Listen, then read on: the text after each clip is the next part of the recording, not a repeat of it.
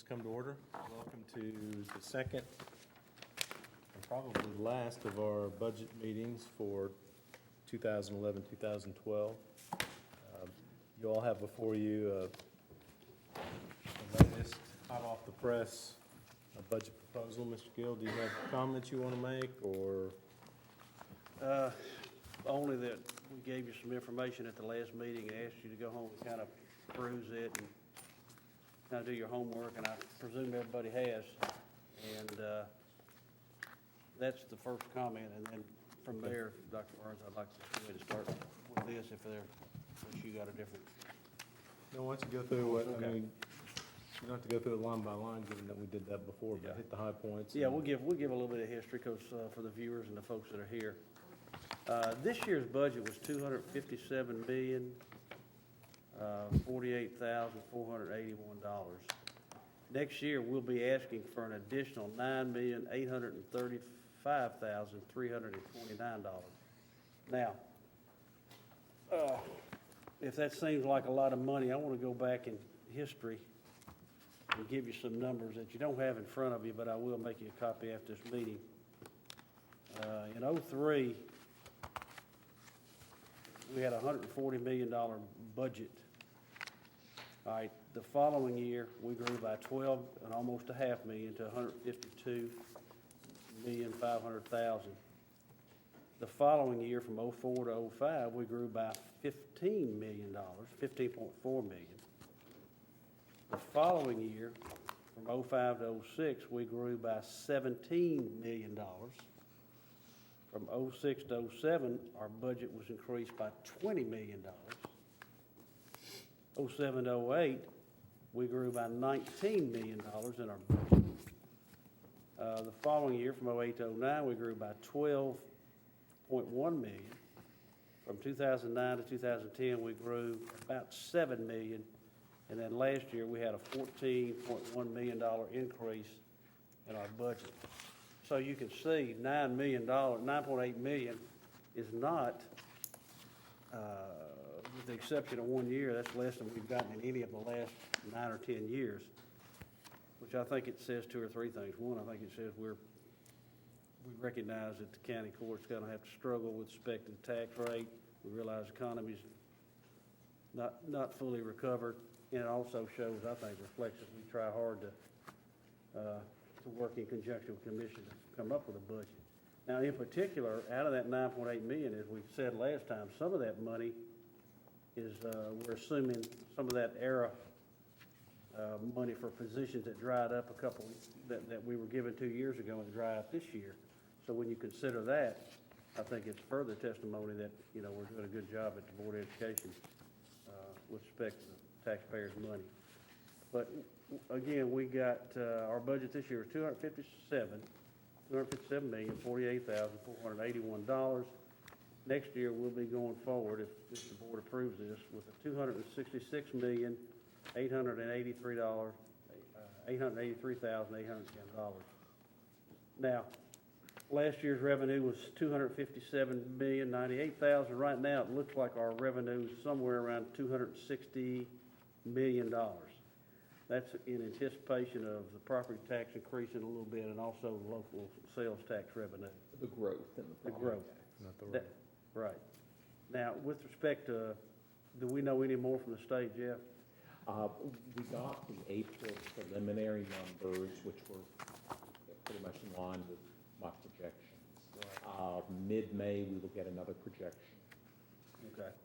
Now, what we said the last meeting, and we still believe it's doable, in order to make up, say the revenue's $260 million, hopefully it'll be a little more than that, but that means we got to make up $6,883,000 in order to avoid any kind of tax increase. And we think we can fund that out of fund balance. Now, that's not something we've historically done, and I don't know if it's a dangerous precedent, but it's not something that the county court can expect the school board to do every year. It's just one of those years where we're able to do it. Because Harry, once you explain how we, in a lot of years, how we use that money, it's for special projects or construction. It is. And matter of fact, 2 years out, we pledged that our fund balance will be used towards opening Stewart's Creek High School. Actually, we used a lot of it last year for opening the two middle schools, right, Jeff? Yes, sir. We've used fund balance to purchase land before. We've used it for, some years we don't have fund balance to use. You know, I mean, it just basically, we just wind up at 3% and basically hang there. So we've always put it to good use, and obviously anything we do with it is pursuant to county commission approval. So I think they're appreciative that we use it for the right things. I'm sure at some time, have we ever done it on, had we used it for roofs and some of these other repairs at some point? It's tended more to be new school Okay, yeah. construction. Okay. So at any rate, we're in a position that we can do that this year. Now, that said, you know, I think it's incumbent upon the county court not to go down there and piddle with our pennies, so to speak, and start cutting any money from our budget, because I think it once again reflects that we're not doing really anything more next year than we did this year, period. You know, we're adding teachers to accommodate growth. You know, we're picking up money for speech therapy folks and some other positions, but I don't know that we're doing anything different with the exception of throwing up, $500,000 in for computers and technology. Matter of fact, if we could, let me further reflect some expenditures. You look down at the bottom, we did have an $88,520 increase from the last meeting. We've added a 10-month transportation position. They just are pretty overwhelmed back there. We don't give those positions lightly.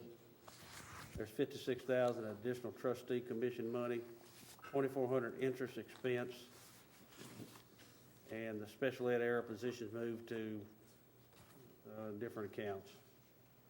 But at the bottom, you'll see out of that $9.8 million, $2,974,000 will go for certified raise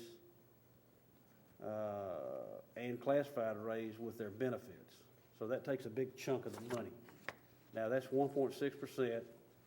And on top of that, we're giving an additional is that reflected over here, Jeff? It is built into the number. Okay, I thought so. So there's an additional 1.4% raise in there for teachers, and I believe we put it in for classified too, right? Yes, sir. And I think we put 2% in for bus drivers too, somewhere. Okay, page 2. Now, we knew that we were going to need additional positions at Central Magnet. They're picking up the 10th grade there. I think their enrollment will be up about 200 over this year, won't it, Mr. Odom? I believe that's right. Also, we're picking up an additional 174, we're anticipating 174 more ESL students. We'll have to add 3 teachers there, and that's $133,000. 3 elementary intervention, and that's done so that we don't, we're not considered supplanting Title I. And then right now, we have 35 growth positions, so that's 46 regular ed teachers that we're budgeting for. Special ed teachers, they're reflected below.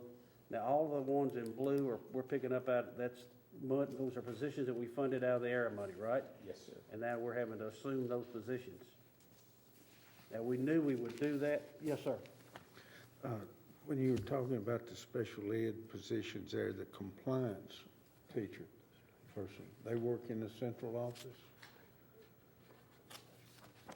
The compliance liaison, explain that Most again. of their time, they are out in the schools. Well, here's my question. Do we have that position now? I believe we do. I think 2 or 3 in total is my recollection. I hope I'm right on that. But I think, and I did know this, Mr. Ernie, I know stuff some days and then I forget it over time. I don't know if you have that problem. But I think the state requires that we have compliance positions. Yeah, it's one of those positions that helps keep us in, as the title says, in compliance with the rules and regs that we have. We can get some more explanation from Ms. Bell. Well, That's, you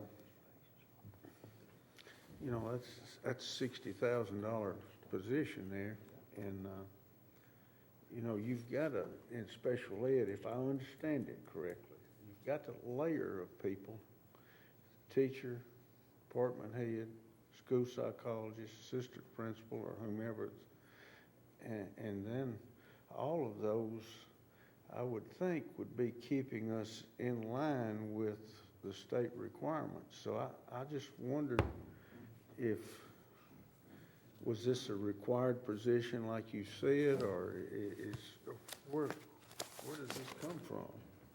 Mr. Jernigan, if you're all right with this, I'll do some research for tomorrow night. We've got a work session. That'd be fine.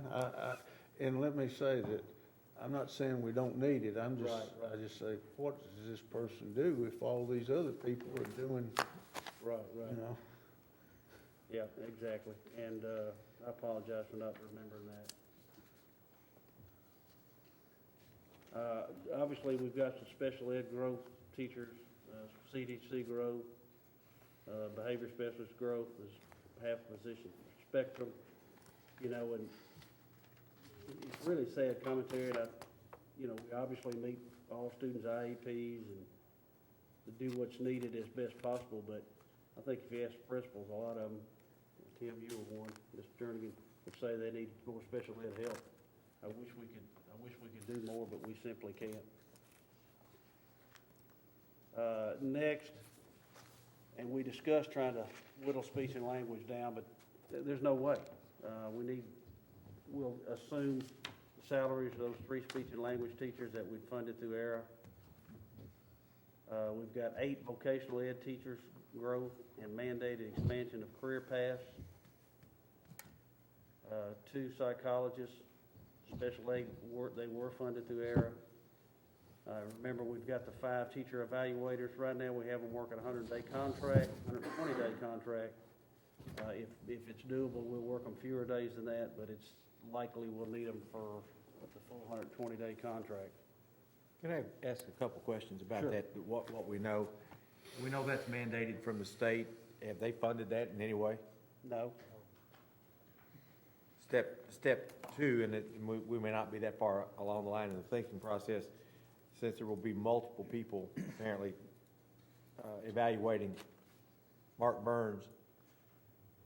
How will that be scheduled and kept track of? And Well, ultimately, the principal will do the final, I guess we used to call it the summative, Sure. the final evaluation.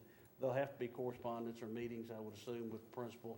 You know, we're still collecting information. We've seen webinars and all, but that's the intent, the spirit of the state. in general, if there's 5 of these people, one of them would be assigned to these 6 or 7 or 8 schools. We've talked about that. Something Yeah, like they'd that, work probably. up, we might,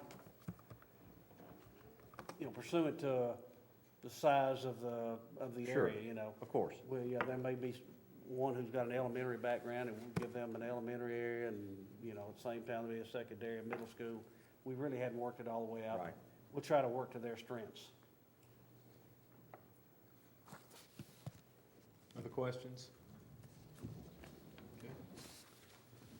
Increase in FICA and Medicare retirement for new certified, it's reflected, $500,000, $600,000 insurance for new certified.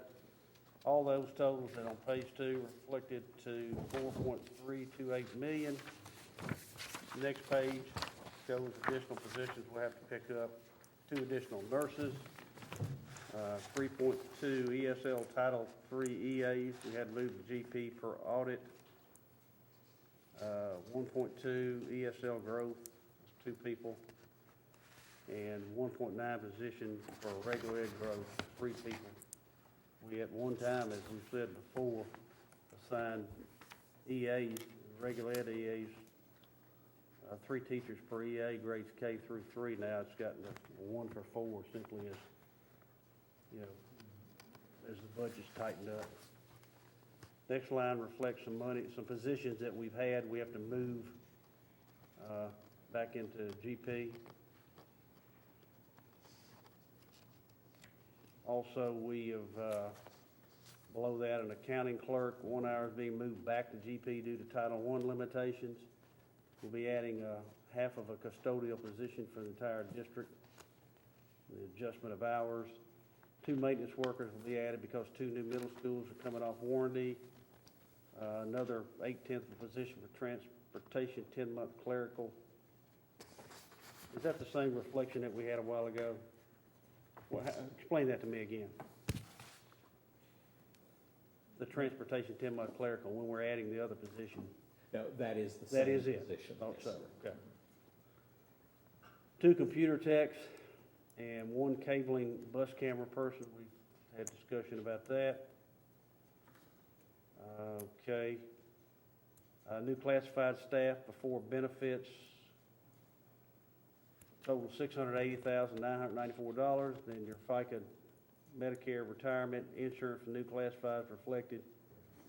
You know, if you start factoring in what we pay for benefits and insurance, it adds up quickly in your operational budget. Yes, sir. This, I noticed when I went through this, that workman's comp is just gone up tremendously. And unemployment benefit. Oh, yes. Unemployment benefits, I mean. Is that a new percentage they've given us to figure on, or what? No. How's that based? And one of the errors I found in my spreadsheet from last year's budget, I thought I had increased my unemployment dollars because they obviously went up last year. I had a bad formula and it didn't carry through. So in the amendments tonight, I'm amending more money into unemployment for this current year. Just with the economy being down, we're paying more. We, as a subdivision of the government, we pay based on when our former employees are drawing. We don't pay a percentage like a private employer does. But when one of our former employees is approved, even if he or she has gone to another employer who actually does the laying off, ultimately it can come back to us. Thank you. You say they can, but it's not automatic. It's not automatic, but once they exhaust what that later employer. Yeah, if it's a has paid, smaller employer. it's back. Yeah. Terry? Yeah, I just got a couple questions. Back on this first page here, where we got this 10-month transportation position. What's the amount on that? That's not that 88,000, is it? That's, no, it's $24,050. I think, does that include benefits, Jeff? No. The benefits are added in total. Yeah. Right. Where, On page 3 of 5. yeah, I understand that, Yeah. but where you coming up this 88,000? That also includes the $56,000 trustees commission and a correction in the interest expense. So all those, That doesn't equal 88,000, does it? well, well, I see what he's, Oh, I didn't put the dollars in the transportation position. well, I think his point is one's 24 and 56. 56 and 2,400 is, And the other one is some 24,000 plus the benefits. The cost of that added 10-month transportation position, I didn't put the dollars there on that summary sheet. On page 1 of 5. yeah, I understand what you're saying. I'm just saying it doesn't add up. The other question I've got, make sure I understand this right. Basically, certified and classified both getting 3%. Yes, sir. Okay.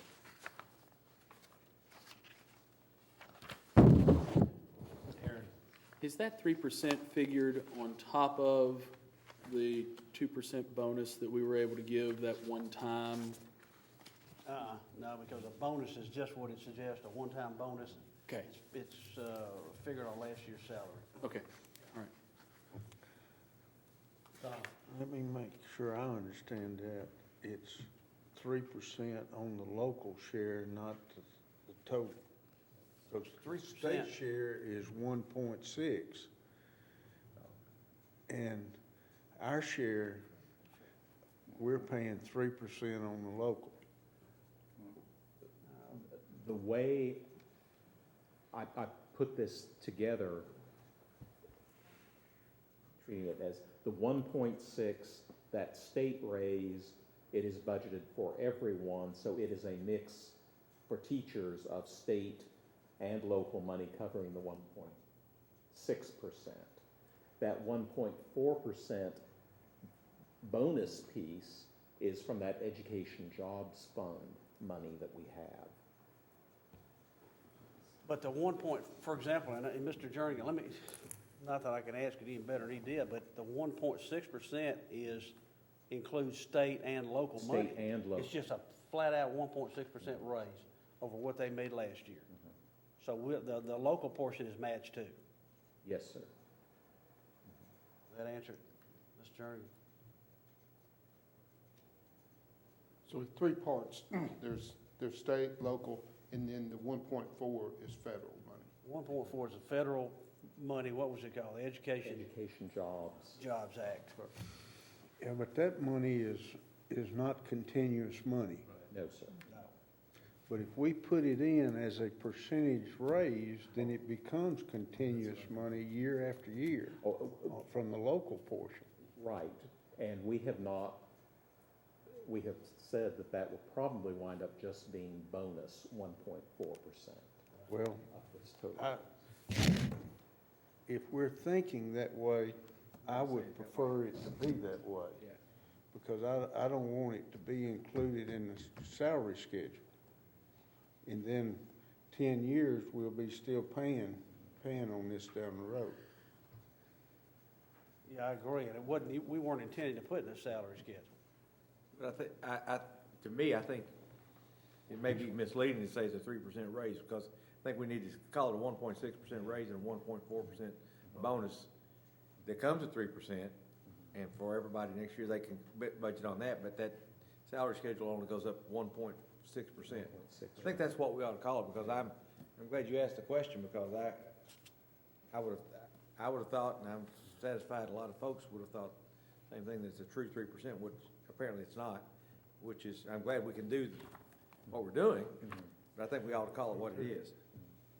Well, we mentioned that at the first budget meeting, that it would probably be a blend. Well, we should have mentioned it again. We did mention it at that meeting. Is it 1.6, the state part, which is not just state money, but state and local money, but is that state money just for certified, or is it certified and classified? So is it 1.6 blended for certified and then all local money for Yeah, classified? that's a good question too. 1.6, the state's for certified, we're picking up the classified, right? There is some money in the BEP formula for classified raises. It never ties to the state figure for certified at all. So it is a strange blend.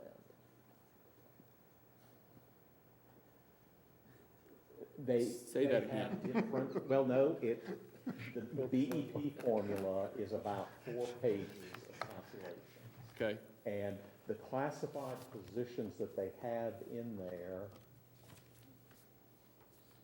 for most of them, they will just every few years, okay, we're gonna add $200 to this position, or $600 to that position. So there is not a consistent raise percentage when they But I change think, those factors. Jeff, the governor's intent was to give teachers a 1.6% raise, not necessarily classified. Right. And historically, the board has always tried to match what the certified, see that the classified gets matching raises or bonuses. And, which I personally am glad they do. But in this particular case, most of it will make up out of local money. Right. Yeah. There might be a dab or two, but not much for classified coming from the state. Anything else on that? The terminology does make it a little bit confusing. We had monies that we did the 2% bonus a few months ago, and they were going to sunset in August 2011. They've been paid out. They are They've been paid out, but non-recurring. they were gonna go away August 2011 or something anyway, if we didn't act then. And that is this 1.4%.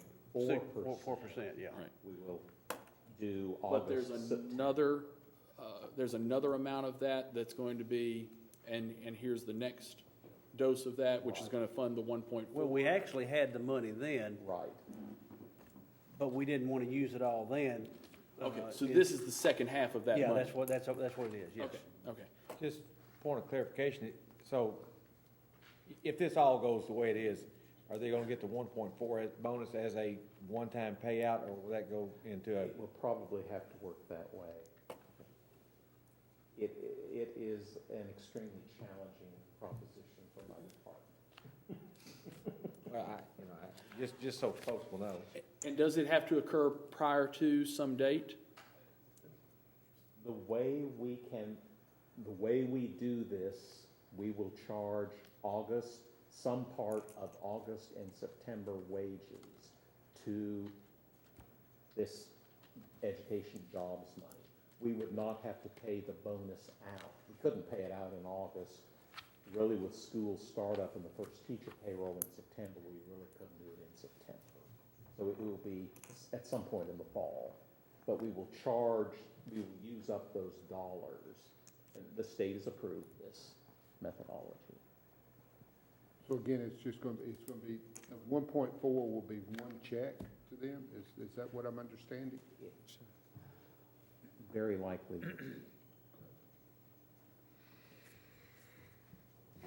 Raise 1.6. Yes, and that'll be spread out over the course of the year. And there is a sheet, I don't know if you want to, just to confuse matters further, if we talk about this sheet now, but I mean, Doesn't matter to me, no. Might ought to put talking about raises, I mean, this, a notation there and asterisk, something, but, 'cause that'd be hard to pick up next time around. A lot of times you just,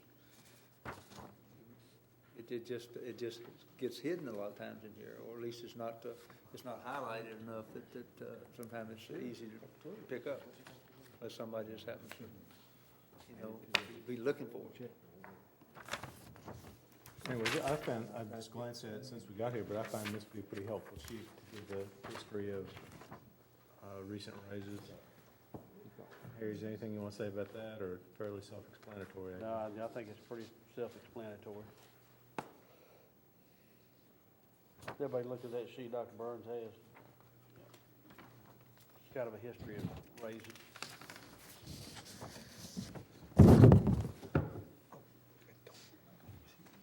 Anything else about raises while we're on that topic?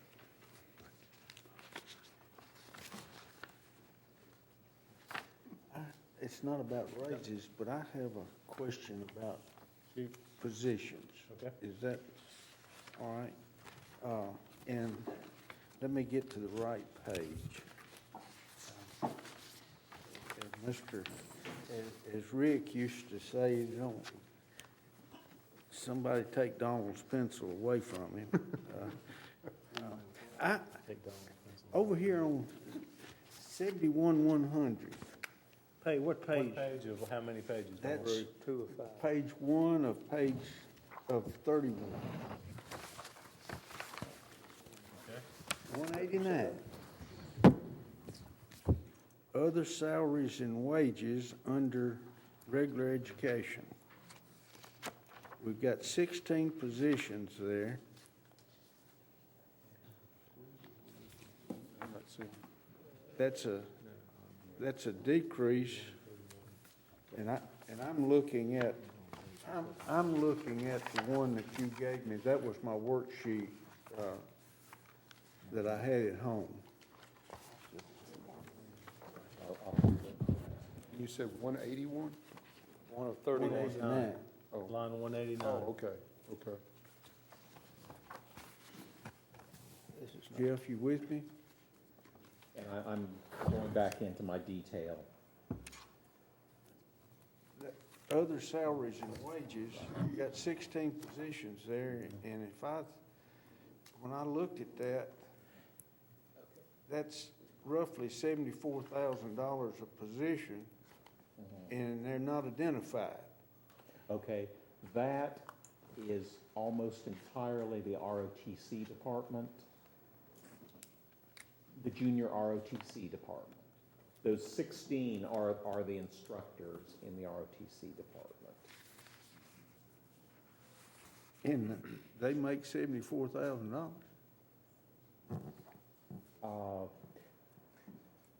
The Department of the Army pays us half of their pay. It comes into us as a revenue.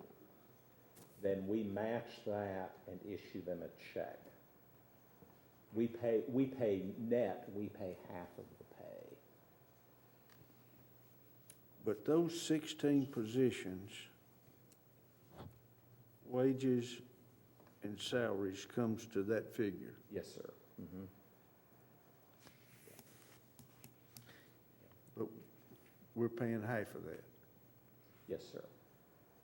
And on. Who sets that? Does the Army set, or the Armed Forces set their salary? Historically, this is the way we have done it. We have paid half. We No, pay, that's we not- pay, we match the military instructor pay figure that they give us. So if they make $30,000 from the military, we pay them $30,000. $30,000, yes, sir. On top of it.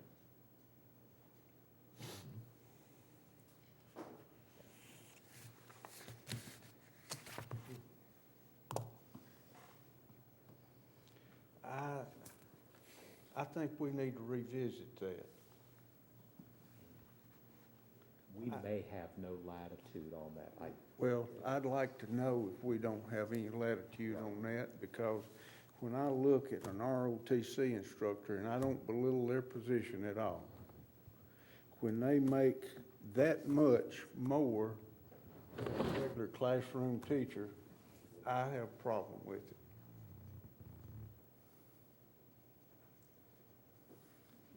Does that, Jeff, do you know, and I don't know either, but does that consider their retirement for their years of service from the military? It ties into their rank and their years of service. So, I mean, for example, if a guy spends 20, I don't know how many years you have to serve before you retire, but if it's 20 years and their retirement is $35,000 a year for having served, and obviously it's based on rank and years of service. But what I'm saying is that maybe that's the reason that we need to research that, but that's probably what they would be making for retirement, and then we're turning around, in other words, if they were at home, they'd be getting that money anyway, and we're probably turning around and paying them a teacher's salary on top of that for the simple fact that they're teaching. I suggest we look into that. I don't know if that makes So any you're sense. saying that it might be that their retirement pay is that half that they're Yeah, it may very well be. But the bottom line is that we're actually just paying half. Yeah, I mean, yeah. Why don't y'all research Yeah, that and we'll bring look us- into it, sure. bring us- Makes that is- sense. Yeah. I don't know that we've ever talked about that Yeah, I in the don't last think so. 6 years. That was a good catch there, Don. It, Keep your pencil sharpened.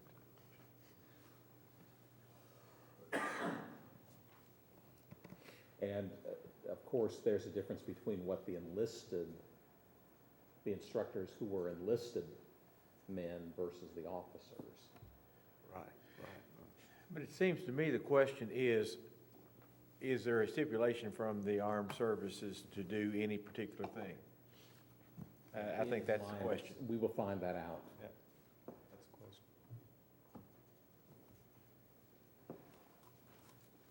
Okay.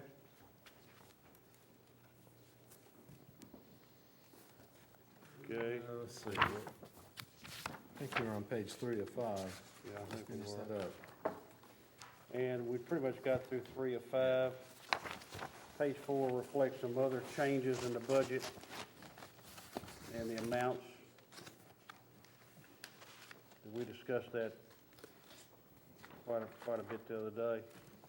One thing kind of stands out is that we're budgeting $450,000 additional dollars for electricity.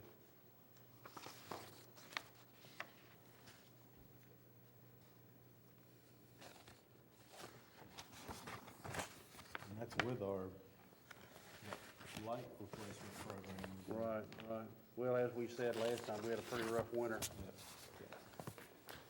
Spring hadn't been too easy either. All right, transportation. Pretty interesting on page 5, we'll be asking for 5 additional transit routes, a special ed route, $205,000 fuel price adjustment fund. So we anticipate an additional $205,000 for compensating the bus drivers for increased charge in fuel, right? Yes, sir. I know Mr. Holliday hadn't had to deal with it much, but we've got a, and Ms. Tackett either, but we've got a plan in place of when the fuel increases by, it's pretty complicated, by X number of cents over what the standard fuel rate is according to who? The Midwestern, The Department of Transportation yeah. has Tennessee in the Midwest. right. Southernmost. And so we point. start kicking in additional fuel money and helping out the drivers or the contractors. And then we've got $186,000 raise, that 2% we talked about.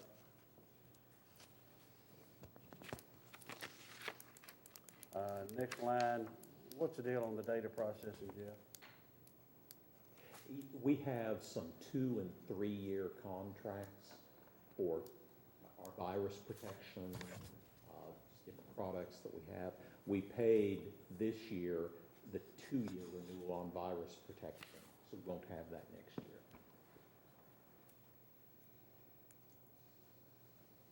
Okay, and then there's a replace capital outlay fund, transfer to the building program.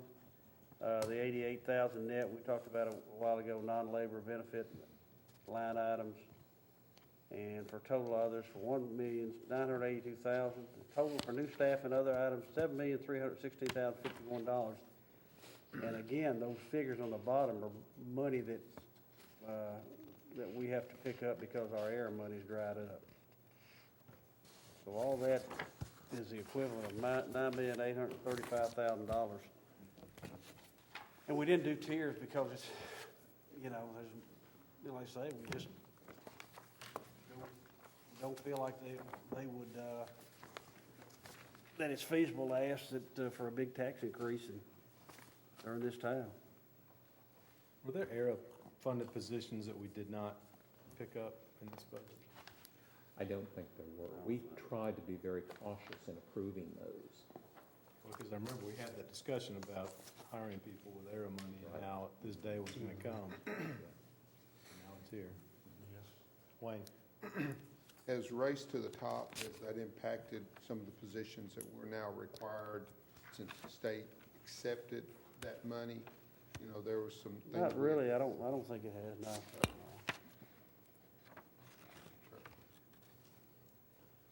Okay, well now, this is all open for discussion.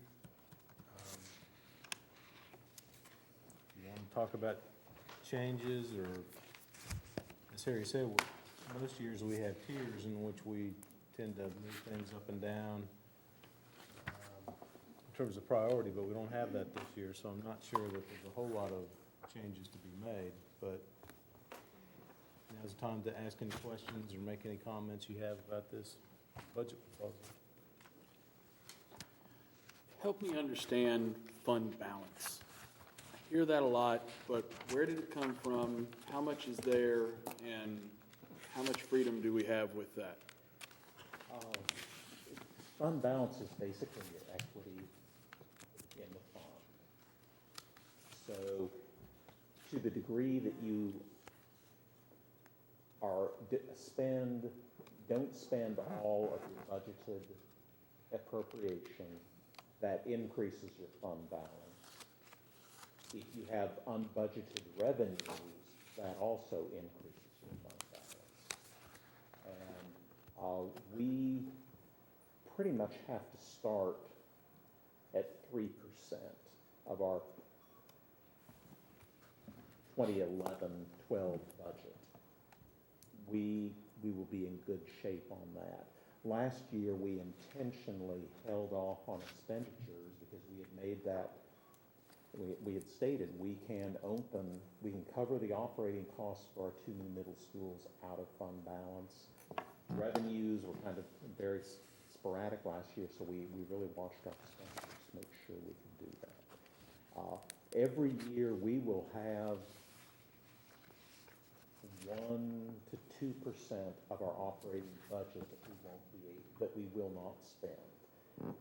The rules and regulations under which we operate, we cannot spend 100% of our appropriation. If you had perfect knowledge of where you were going to be on June 30th, you could, but barring that, you could not, because we can't go over in a line item that is labor-related, or we have an audit finding. We can't go over, on these 31 pages, a major function. We can't go over in a major one function. So we can't spend 100%. We typically have 1 to 2% left. County general budget usually has a higher percentage than that. So this year we will be in good shape because we are seeing recovery in the sales tax. Ms. Nolan at courthouse asked me my estimate.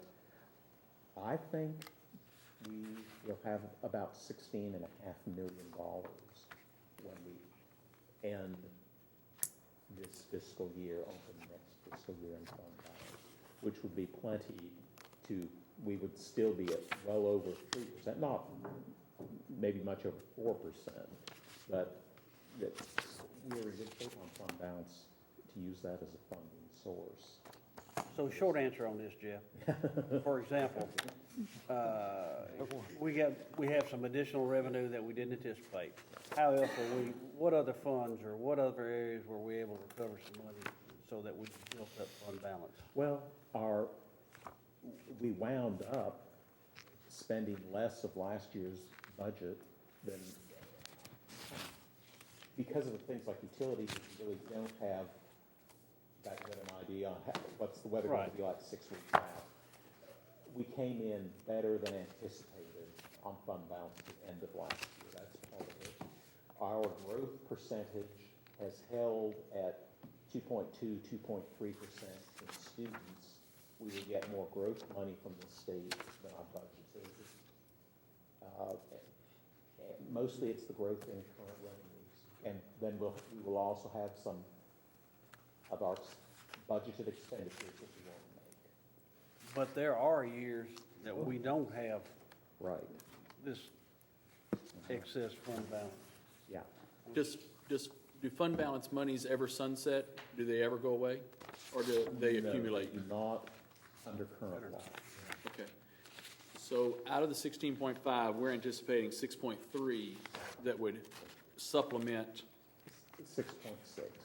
6.6, okay, that would supplement and make these numbers work. How much did we spend out of fund balance to get the 2 middle schools up? Well, 6.3 million in last year's budget. A lot of that was for the middle schools. I would have to look back. Probably 3 to 4 million of it was for the middle schools last year. Okay. That's a good question, Aaron. It's something that it's hard to get a hold on. I figured I had one chance, rookie year to ask that. So. Well, I'm glad you did. Appreciate you asking that question. Yeah, Tim's grateful that you asked that. But as Harry said, we can't count on, we can't repeat that too much, can we? Can't necessarily count on using that for operating. We have Commissioner Jordan, Commissioner Shanto here. Thank you all for coming. We've made that clear. We can't devote our fund balance, we don't think, every year to operating, but we want to do it this year as a gesture of goodwill. Well, And one of the things that we have done, one of the reasons we've been able to build up fund balance goes that 5 cents that we got on as part of that BEP 2.0 money that we started using for capital project repairs. We used to do a lot of that out of GP.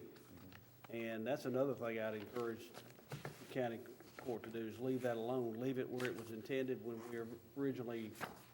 you guys originally voted on, because that has been so helpful to the school system, in particular, the older schools in renovations, roof repairs, and other different things. It's really kind of giving us, kind of giving the older schools a breath of fresh air, so to speak. I think it's reasonable to anticipate when Stewart's Creek comes online, that there'll be some fund balance influence in that startup. And, or at least possibly there will, because there were with those middle schools and everything.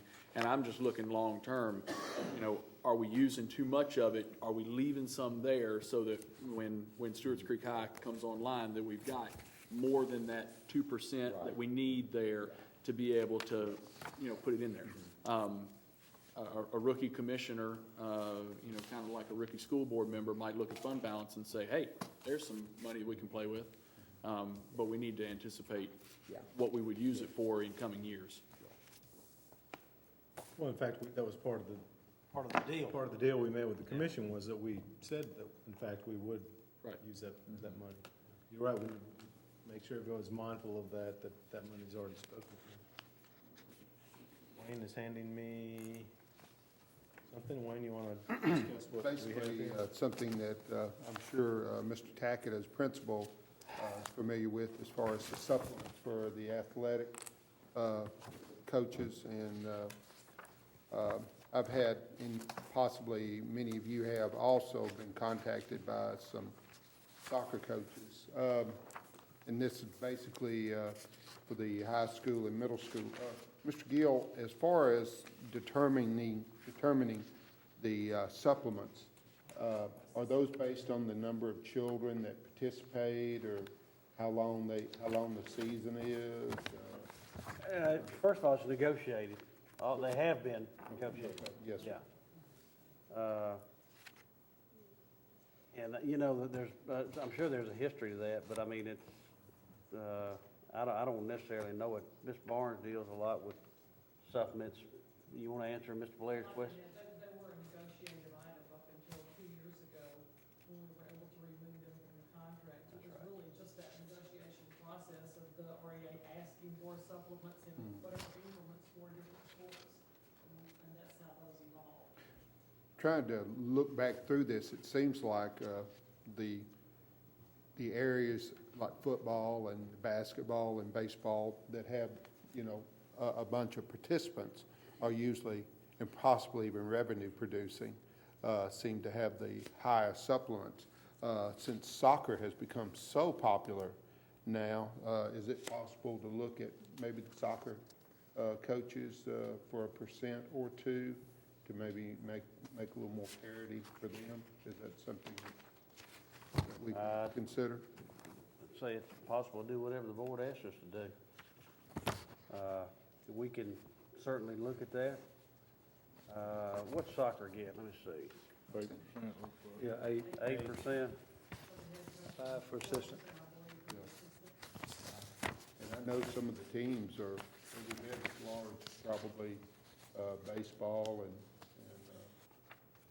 some of those sports, and, highly popular. So I don't know that we have to do anything tonight, but maybe it's something we could give some consideration to, especially since it's not negotiated anymore. Right, when I've talked to some of the same folks, I worry a little bit that once we do that, we're gonna be very popular every budget year with every category on this list. And it may be that now that it's not negotiated, we may have to develop some in-house criteria, for doing those supplements. Again, I don't think we have anything tonight, but maybe build some procedures. Or that's why we do this supplement, is because the number of children that participate and the length of the season and all that. I noticed, I was looking at it the other day, and I noticed, soccer, wrestling, volleyball, track, and one other, I think gets 8%. And then we scale down to 6% for some other minor sports, golf, tennis, swimming.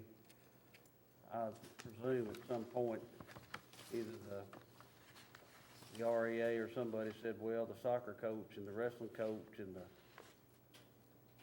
volleyball coach all do about the same thing. I don't know, maybe that's not the case.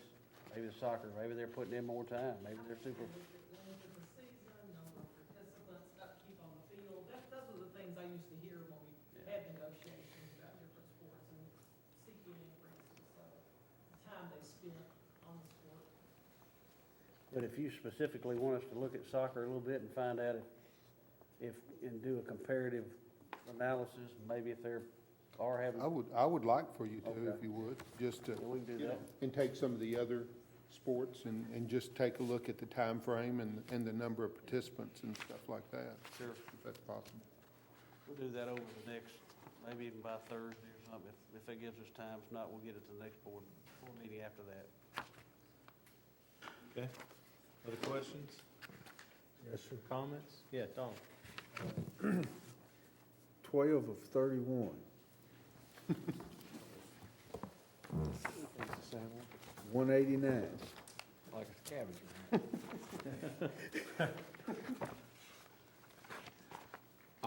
That was 2% bonuses for federal project special ed folks that we couldn't charge their bonus. We had to charge their bonus to GP. We have strange things in the industry. Well, one of the strange things is the one that was given to us 413, that was $170,000.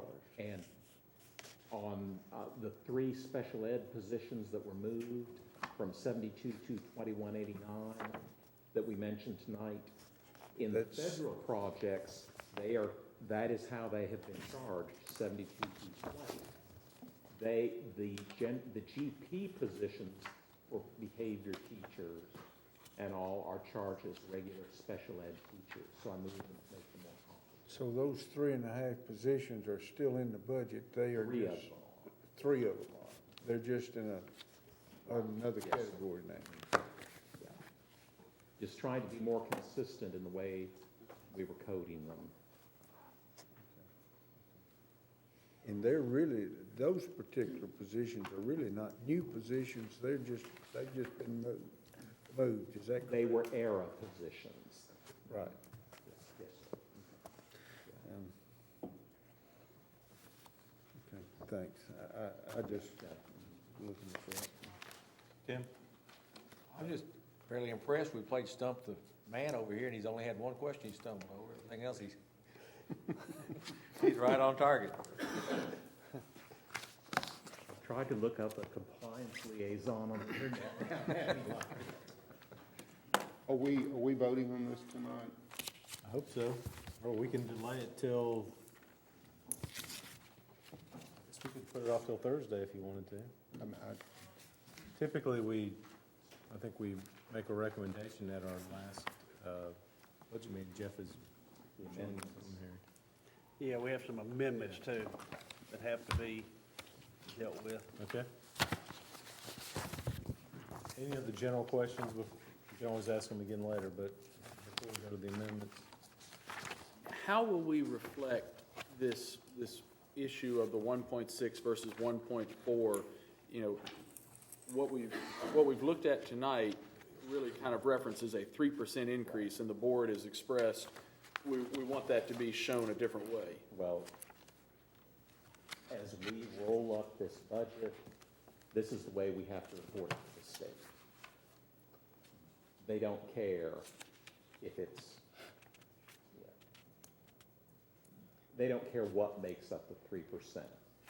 We are required to report it in the proper line items. So what we will do through our salary schedules will show 1.6. Our salary schedules for this year didn't show the 2%. Okay. Yeah.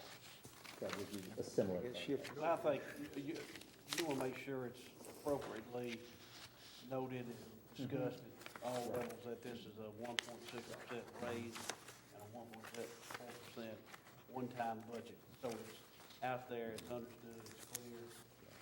Is that where you're going with that, I think? It is, and then the other thing is, we talked at the February retreat, you know, is there any possibility, even in a symbolic way of attaching some occasion to that bonus, that we get some type of benefit from the bonus. You know, you all did this, and therefore we did that, or some type of give and take. It's not just out of the blue, you know, it dropped in your lap.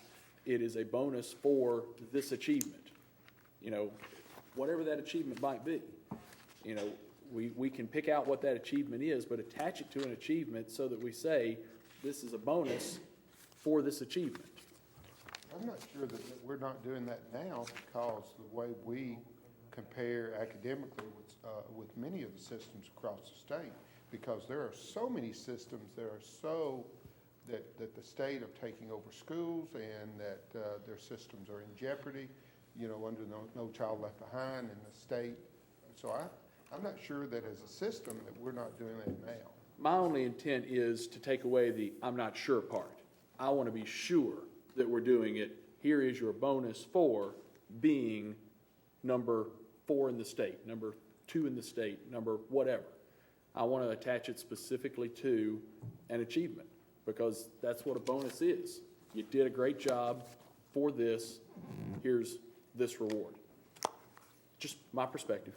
Well, I'm there with it right now. I think I really literally think we're doing that now because of the way we've performed, you know, in competition with all of our sister districts across the state. Specific as you need it to be. I guess I agree with you. Other questions or comments? Okay, amendments? Jeff, I'm gonna let you deal All with the right. amendments.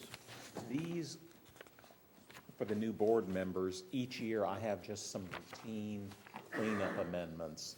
These are the first 3 of them. The first amendment is 4 pages. It is, and one of my staff, okay, I'll get ones that haven't been written on.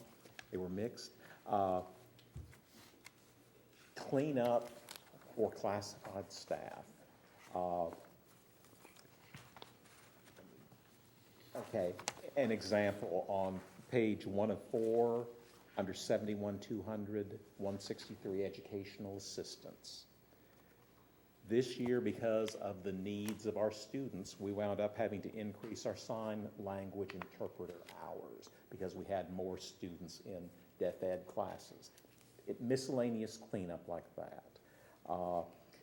The dollars are 1/3% of our classified budget. So it's just minor cleanup. Got any questions? Actually, the biggest, one of them was about a $3,300 error that I made in last year's budget. Fixes that, where I didn't pick up a step raise on 2 employees. I did also, I stuck in a $55,000 increase on page 3 of 4, covering unemployment in the custodians. It's the fourth line down of numbers on page 3 of 4.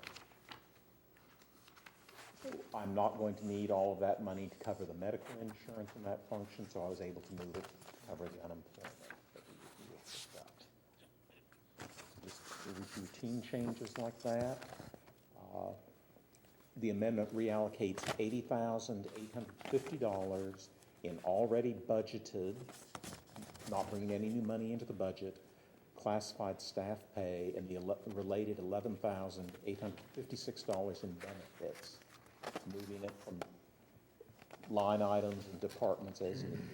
And it also covers $55,000 in additional unemployment compensation for custodians by amending $55,000 from the custodian's medical insurance line. It affects 1/3% of that budget. Clean up in estimates and all. Is our employee attrition, is it greatest in that group, custodians? We have a fair amount. When the economy is down, we don't have as much. But yes, custodians and EAs, we have a fair amount of turnover in those 2 categories. And again, they leave us, they go someplace else, and they get laid off. Sure. Then they come back and hit our Yes. unemployment. Yeah. If there aren't any questions, I'll go on to the certified amendment. And it is a similar amendment. In this one, I'm budgeting. Question? I'm covering $130,000 worth of unemployment in 71-100, the regular instruction line item. And the rest of that amendment is just moving the dollars around for where the degrees, the experience, vacancies we had, and this is a 3-page amendment. And again, and this was, Ms. Egley questioned me, she thought my percentage was wrong. This wound up also 1/3% of that total certified budget. It's a small moving around. This amendment reallocates a total of $473,438 in already budgeted certified salary and benefit dollars in order to cover $284,125 in certified staff pay, $147,000 in unemployment, and the related $42,313 in benefits, with the funding source being $415,561 in already budgeted certified staff and $57,877 in related benefits. Questions?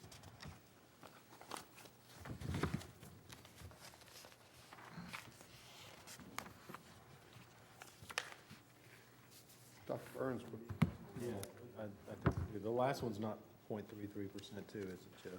No, it It isn't. is. I don't want you to It was investigate. 0.75%. Yes.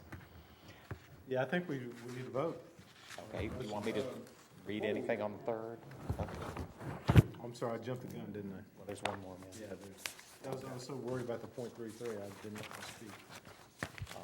I'll just read the Yeah. Third Amendment reallocates $208,800 in already budgeted employee insurance to the employee insurance lines that need additional funding this year. Yeah.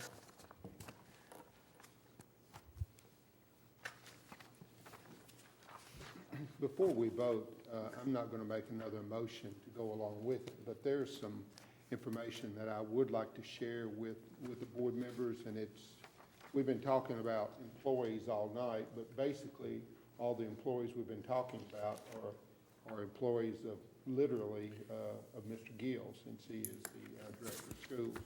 Of course, Mr. Gill is our employee, and since I'd like to just talk about his salary, maybe before we vote, at least, Mr. Gill, rather, since we're going to be discussing you might want to go grab yourself a cup of coffee for a little bit and let me pass out what I have, and then there may be some conversation about it after I do that. Well, can we go ahead and vote on these things and then do that? Sure. That way, if a question comes up, Yeah, whatever. is that okay with you? Sure.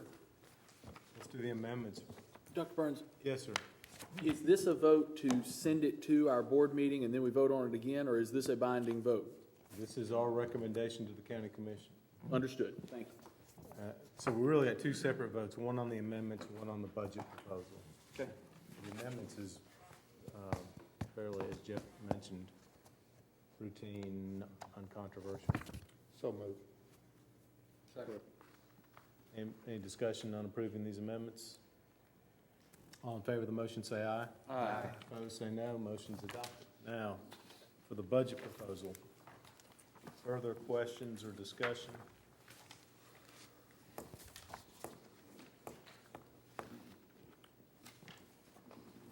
I think we've got a couple of things there. Mr. Jernigan has brought up, some questions about the other salaries and wages on page 1 of 31, line 189. I think there's some more information that we could find out about and hold that vote for the Thursday meeting. I'd like to place it on the agenda for Thursday. Other thoughts on that? I don't see a problem with that. Seems reasonable. This gives you one more shot if there are other things you want to look at in these packets. I don't know, Mr. Jernigan maybe sharpen that pencil a little bit more too. We might have to take his big packet away from him. 31 pages. Okay, so in that case, put that on the agenda. I think we won't be able to delay it further than Thursday. Am I right on that? I'm trying to think of what our meeting schedule is. I don't think Mr. Tackett's gonna be here for a few weeks after, so I think won't be here Thursday's past probably Thursday. about it. Doesn't mean. Sir? You can't. I won't be here for the next pair of meetings in May. You'll be here Thursday though, won't you? I will be here Thursday. Let's just plan on doing it on Thursday. Yeah, we want all hands on deck Yeah. when we vote on Yeah. something this large. Sure. You don't let me weasel out. No, Sorry. If the ship goes down, we all go together. Okay, well, we'll do that on Thursday then. Thank you, Jeff. Thank you, Mr. Gill. Now, Wayne, you wanted to, did you, He wants me to I think he leave, is that what invited you to leave, yes. Talk about it? I think that's the plan, yeah.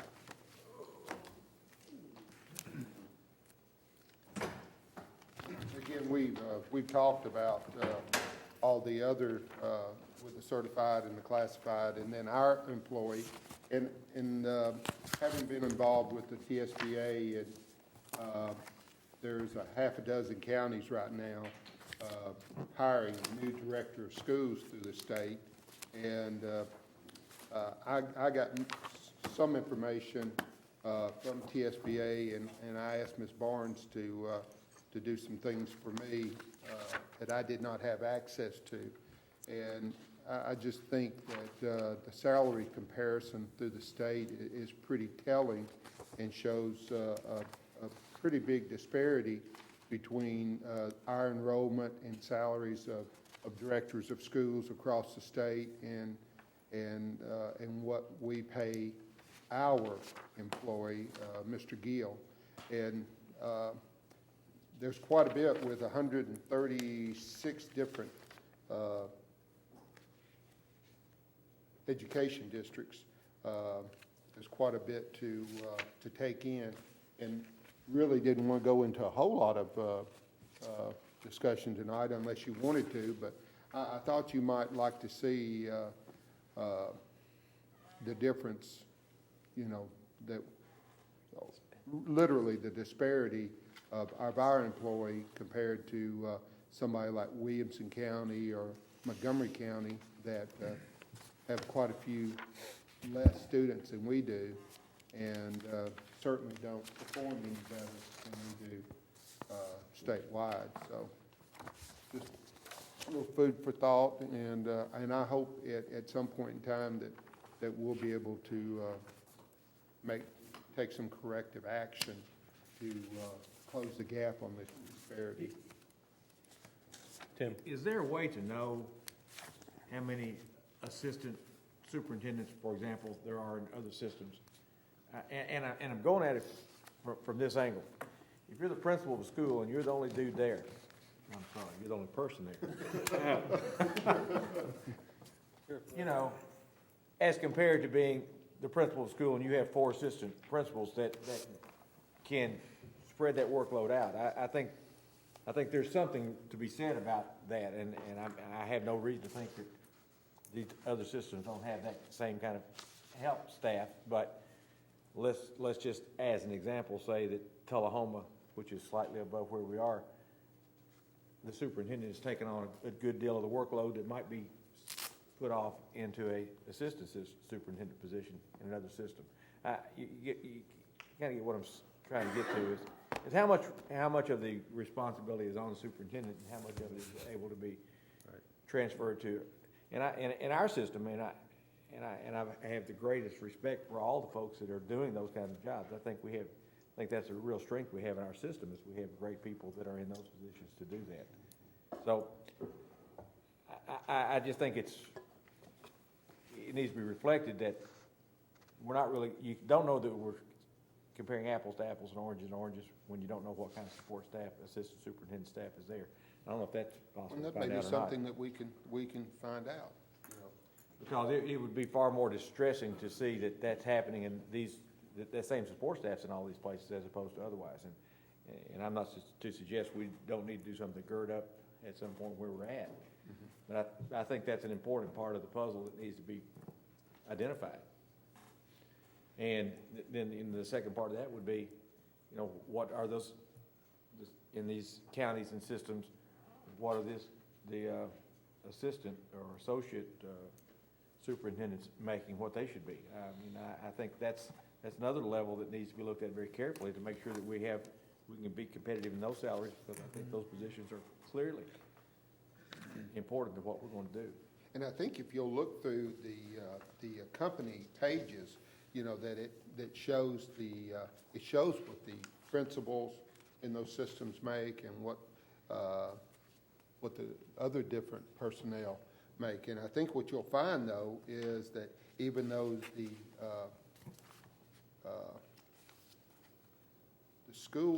system size is, you know, ranges from, you know, from hundreds to thousands, that the certified in the principals, you know, there's not a wide variation from them from county to county to county. But if you look at the director of schools, I mean, there's a huge disparity between what we pay our employee compared to what some of these other counties pay their employee. And I think it's, at least, if nothing else, it's good information for us to digest and study and take consideration, because we certainly want to be noted as a county who rewards our employee for success. And Mr. Gill, having been here, I guess this is his 8th year, you know, he's in, you know, he's towards the end of his tenure, whatever, you know, comparatively. And again, there's a wide disparity in salary schedule here. Wayne, you might have said this, and I was too busy looking at the figures, but and Sumner and Bedford, they're currently doing searches, is that correct? Yes, sir. And that's what they intend to pay the new person? Yes, sir. Yeah, I just hand. Right, no, I want to make sure I understood what that. Yes, sir. Grant. But some of the discrepancies on these would be the type of system you have. For instance, I was stationed at Fort Campbell. You've got a lot of people coming in and out because of the reassignments, and of course, it depends upon wartime and so on and so forth. And so those are a little bit hard to compare apples with apples, you know. And it's a lot of factors there. It depends upon, if you look at some of them, you can say the type of economy is there is different. And so that is different challenges. And sometimes that affects what the salaries, and there are some of them that are able to, because of the big employers or the big industry there, that they get some stuff from them. They get indirectly some reimbursement on it. So that makes some difference, and it's hard to really, I mean, I couldn't tell you exactly on any of them, but certainly not all of them, but there's a lot of factors that enter in there.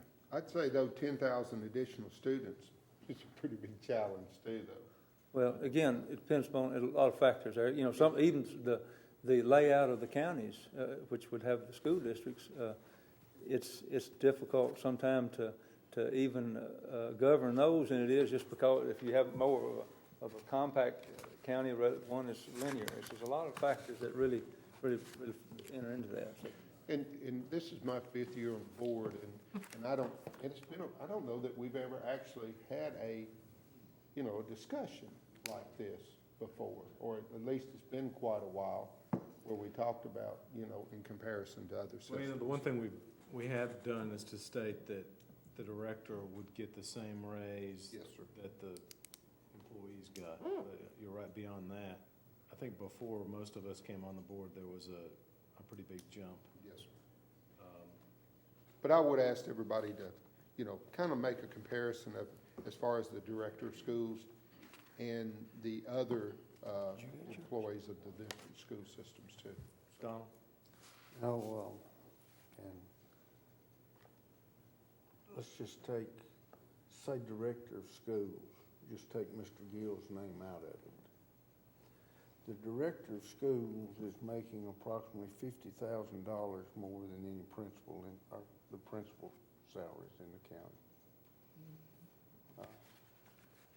That's pretty good difference. If I'm looking at this sheet correctly, the Rutherford County principals makes approximately 80,000 and superintendent makes approximately 130. That's a pretty good salary. And that's a pretty good difference in the positions, in my opinion. And here's something else.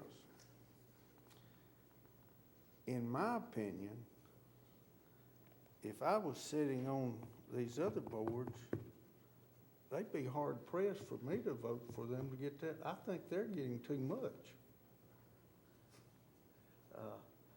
I don't think we're so far out of line with the job. Now, here's what I'm basing it on. The director of schools has time to make a lot of decisions because he has time to think about it. I had a director of schools tell me one time, he said, being director of schools is one of the better jobs I've ever had. He said, it's certainly better than being a principal because if you're a principal, you're making 1,000 decisions a day and you have to make them in a split second in many times. Whereas a superintendent, he said, I can drive around town. He said, I can call people, talk to them, and come up with my decision. So, you know, and once again, this is not a Mr. Gills. This is a position that I take. And I think our school board made a realistic decision a few years ago when we said whatever raise that we give the other employees, we're going to see that he gets it. Now, dollar-wise, based upon that, that's more every time. There's no other employees, as far as I know, there's no other employee in the county that's on the county payroll that makes this much money. And so that was my position 6 years ago, and that's my position today. And I don't think any study is going to change it. Thank you. Of Grant? course, Donald, talking about that was actually four of us came on the same time, and that was when that was the year that we did it, the first year, wasn't it? Was it not? That we decided to link the two? You The mean? what? That we decided to give him, the superintendent, the yeah. same raise? I don't remember what year, but it was fairly early Well, on. at least the adjustment Right. upwards on those lines, but I think that was the first year. Well, just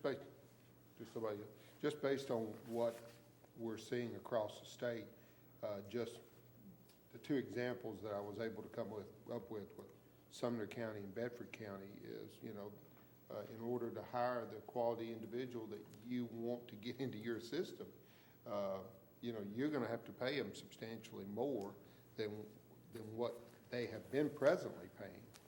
Just two examples right there, Sumner County and Bedford County. So it's still something I would hope that we would all consider to, continue to consider and think about, you know, this is our employee. Donald? Now let me think back on here. Mr. Gill has he's been with us, and we're very pleased with the people that he has. Just look at that table right there. I mean, we have confidence in those people. Yes, sir. He was a principal. He didn't have any experience being a superintendent. The preceding director of schools for Rutherford County did a pretty doggone good job. He didn't have any experience being a superintendent, director of schools. He came out of a school. The people that we have, the one person that the system hired that was a superintendent at various other places, you know,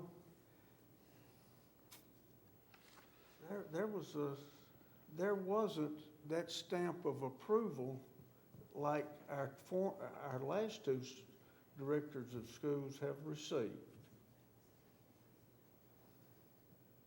And so I don't buy into this thing that you've got to have a worldwide search and come up with someone who's been director of schools at some other place to have a good person. I believe, and I firmly believe this, that we have good people in the state of Tennessee, in Rutherford County, that if Mr. Gill left tomorrow, that we could have in that position that would do the job that we would expect of them. And I have that confidence in the people around it, and give some of that credit to our director of schools by getting good people around him. But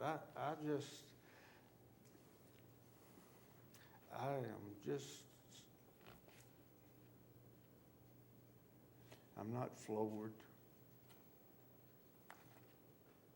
But under the circumstances of today, I guess I've just reached a little bit of frustration with this coming up. And I'll stop there. I certainly didn't mean to cause any frustration. I'd say the only thing that I might take issue is that when Mr. Gill and Mr. Watson himself, when they came from the principalship into our system, you know, we wasn't quite as large. I mean, we've added, you know, in some years 1,800 and 1,900 students. And what's possibly become problematic is that, you know, our director of schools has kind of grown into this position because we'll add 1,800 here, 1,500 here, and 900 here. So, you know, somebody from a principalship walking in and taking over a system that may be 40,000 students strong and 5,000 or 4,700 employees, that might not be as, I won't say it's easy, but it may be more problematic than it was when they took over. So, you know, that's basically my point. Other discussion? Grant? Well, in industry in general, when you hire a person in certain positions in certain parts of certain states, you have to pay them extra just to even live there. I mean, you know, and it's really to a lesser degree, there's some differences in counties. And we have a good place to live. Obviously, we have homegrown superintendents for a number of times, so that wouldn't be quite the issue. But if you're going from outside, in some of these areas, you're going to have to pay extra to get anybody to even live in those counties.